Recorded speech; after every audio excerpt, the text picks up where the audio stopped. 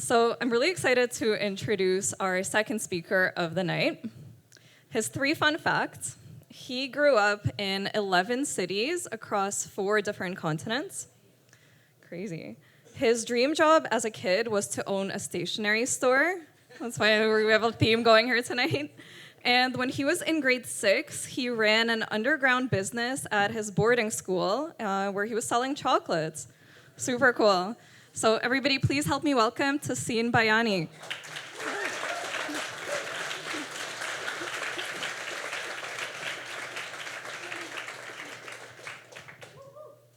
Thank you. Hello, thank you. I'm really excited to be here. I wanted to share 2 stories with you today.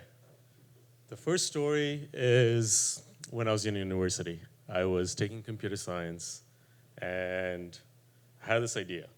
I wanted to build a high-speed internet service. It's a long time ago. And So, as you do, I drop out of university and I moved to Burundi in Central Africa to start that country's first high-speed internet service.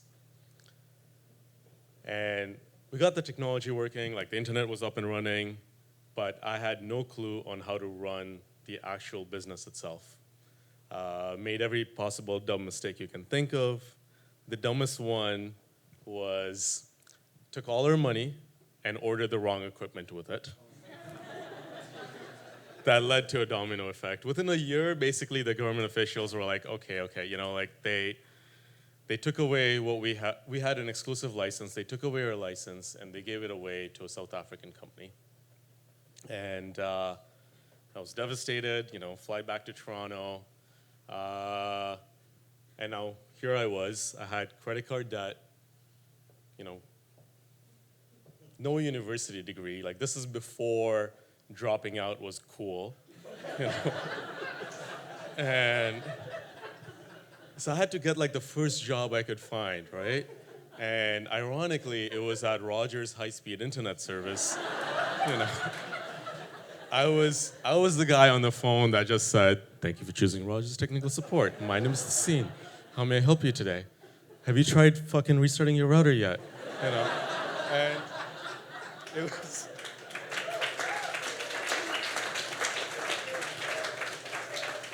And now, a couple of years go by, I get a new job and things are going okay. And I get, I'm thinking of starting a new company. And every time I get a new idea, I take one step back and then quickly take 2 steps back again, because I'd get cold feet. I'd sabotage the idea itself. And reflecting back, I think what it was, or what it is that these hard-hitting failures, the ones where you fucked up and everything came collapsing down because you ordered the fucking wrong equipment, right? Those kinds of failures, they don't just affect you financially.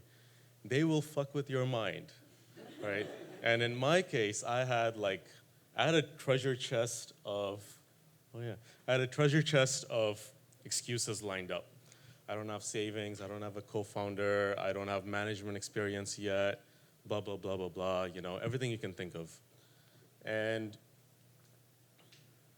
it took me another 10 years. 10 years went by before I was ready to start something new. And at that point in time, I'm like, okay, I'm ready to start something new. I want to go bat again, and I'm not afraid of failing anymore. And I'm like, yeah, fuck it, let's do this, which is a great attitude to have because in my case, I hadn't finished fucking up yet. I decided that I had to move fast, fail fast, move fast, and I decided to start 2 companies instead of 1. The first company was Saren Labs, where we design and build apps for startups, for brands. And the second company was Hot Sauce. So if you went to a restaurant and the moment you sat down, the app would give you a push notification and it would basically tell you what the best dish to order is and what dish to avoid ordering. Good idea, terrible business model. Restaurants didn't like that. Why you know.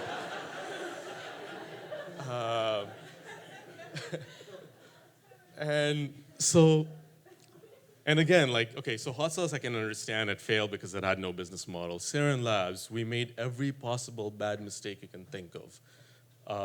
The dumbest one here that had the biggest impact was we had this, so I had no concept of a sales pipeline. I didn't know that was a thing. I didn't, I don't know what was going through my head at the time, but I don't know, maybe in my head I was thinking, I don't know what I was smoking, but I'm like, okay, clients just magically find you, right? Like, they just come through the door and they're like, hi, can we have your business? Do you want our business? It's just like, it doesn't work that way.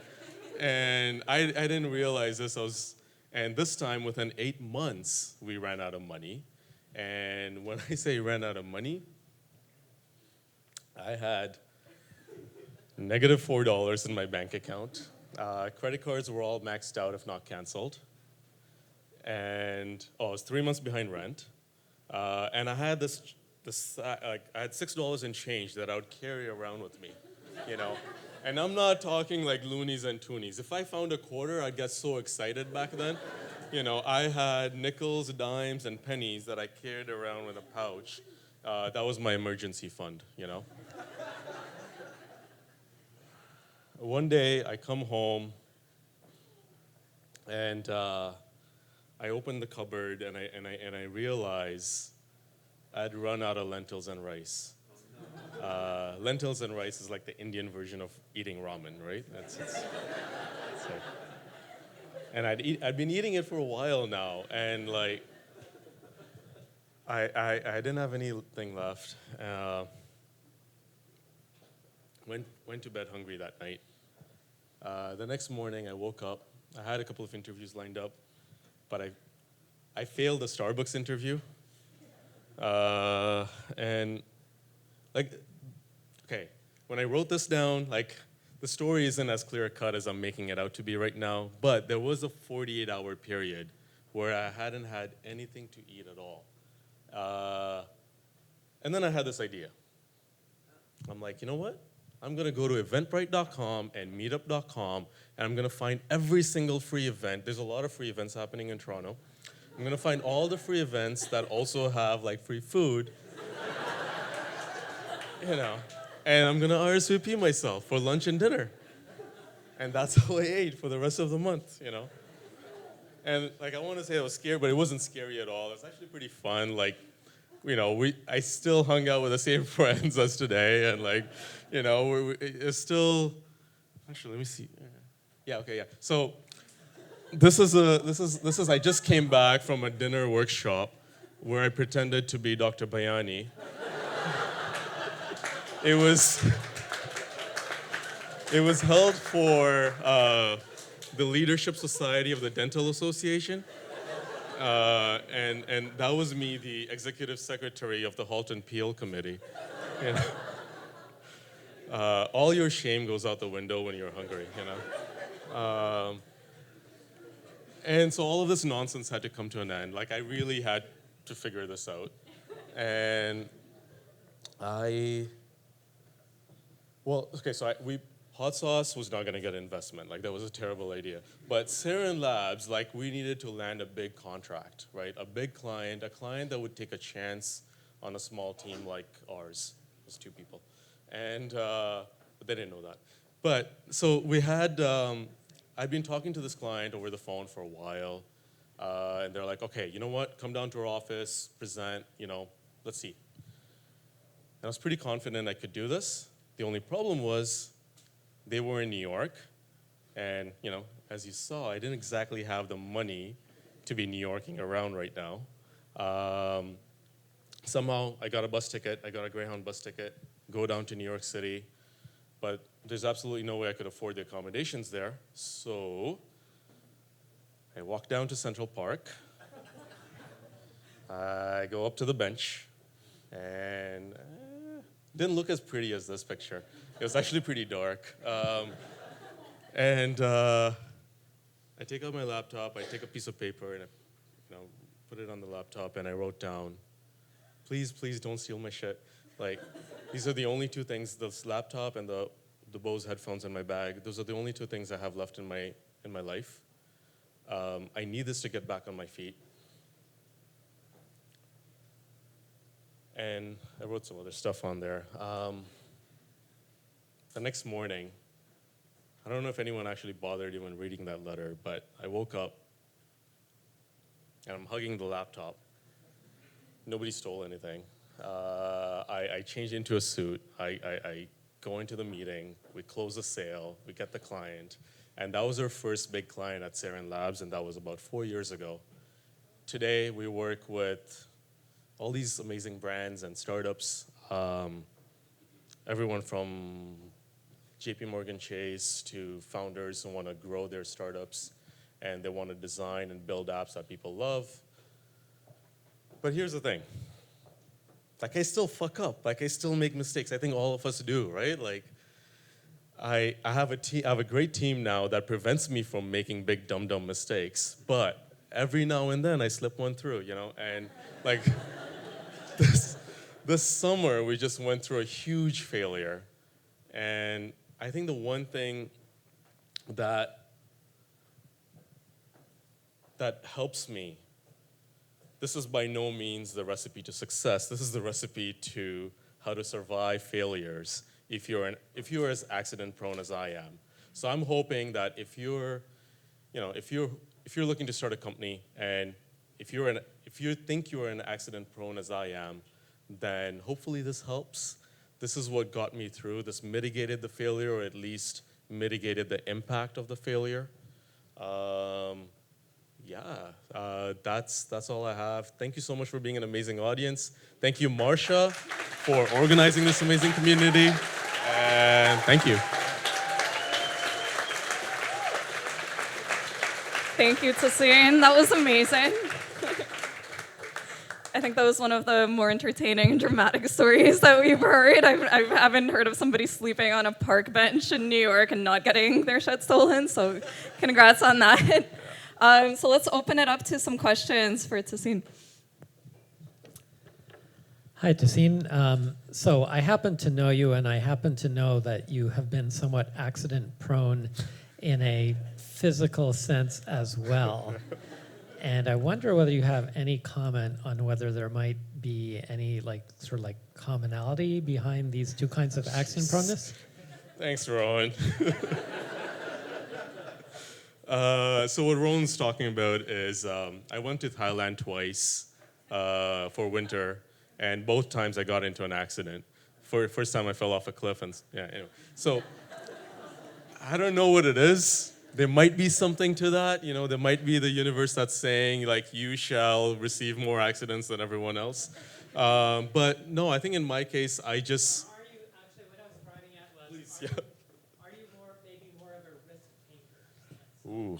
This is like a natural consequence. I think so. I mean, you know, the time when I was going to those events, it was fun. Like, we were having a lot of fun. Like, we would go... And I remember going for drinks, and you know, I was trying to live a normal life. In fact, Shem, one of my older friends who's here now, didn't even know that this was happening until like 2 years later. He's like, "Fuck, man, why didn't you message me?" You know. But yeah, I don't know. Maybe it is. Yeah.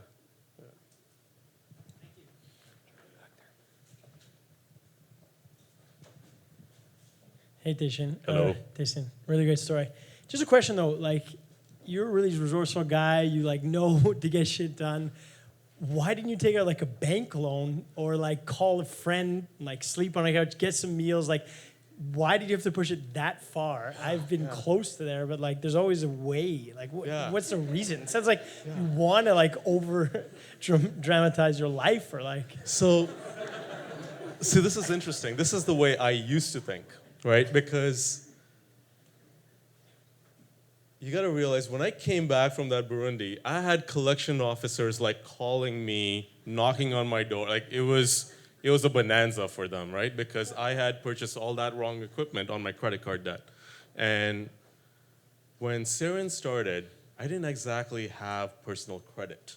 Like, I couldn't apply for a loan. And there are, I don't know if this is a common sort of sentiment, but you know, when we hear like fail fast and all of this, like, hey, you know what, it's fine, just go get another job.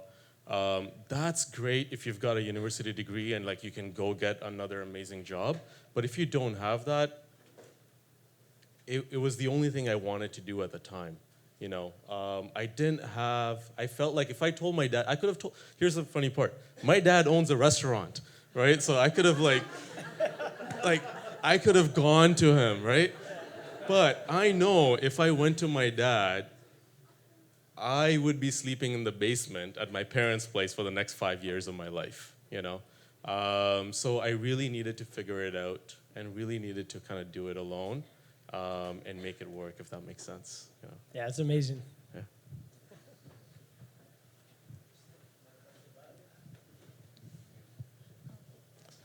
Great talk, Tehsin. Thank you, Andrew. I did not pay him to say that. You moved over the part where you were in Burundi really fast.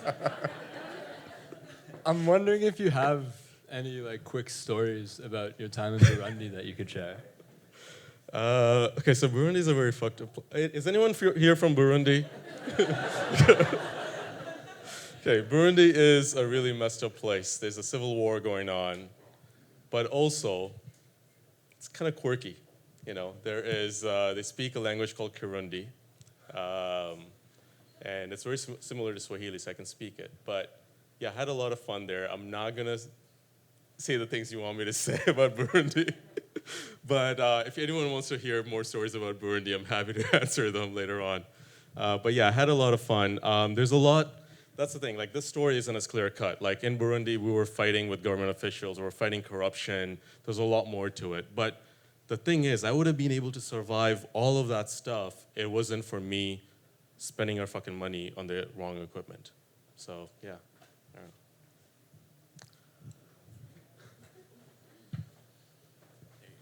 Hi, one more question here. Right here. Hi, thank you for the share. It's great. Thank you. Thank you. I just wondering when you were in that stage, right? Yeah. You determined I'm gonna make it on my own. I would rather to like go hungry instead of ask for help. But you need to hold things together, no? Like you have a team, right? You have clients, right? Like so how do you like deal with that? Yeah. So there's two parts to that, I think, right? One is sort of when you're like really bleeding, how do you keep yourself together? And then the second thing is, how do you keep your team together? The first part was, I knew, kind of like what this gentleman sort of, you know, alluded to earlier, like I knew if everything came down to it, yes, I could always go to my parents and be like, hey, how's that basement doing? You know, can I come in, you know? So I knew that that was there, you know? And I guess I'm privileged that I had that. So that was the first part, that I knew worst case scenario, there was always a shelter there. As far as the team goes, a large part of the team did quit. You know, we had two people that were still working with us at the time, and they would just like, Kevin, who's been my co-founder for a while, would refuse to deposit his e-transfers. You know, I'd be like, oh, I didn't get the email, don't worry about it, I don't know. Like, and I'm like, no, dude, like you gotta deposit your checks, like, you know? So, but I was grateful that I had a co-founder like that. But the rest of the team, yeah, some people will support you, some people won't. But I think the critical thing, for me at least, was, can I keep my head straight? And kind of going back to, what was that, the list of,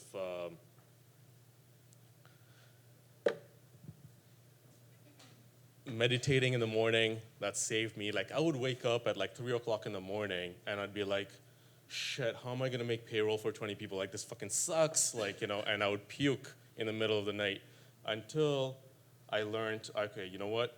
I can just go running in the morning. I can relieve a lot of that stress. I can meditate in the morning. I can do the journaling. And all of those things sort of helped me be sane, if that makes sense. That's a great question. I think this would be useful to turn on the mic. So I think that was a really great question and perfect place for us to end this Q&A. So thank you so much again, Tehsin, for sharing your story.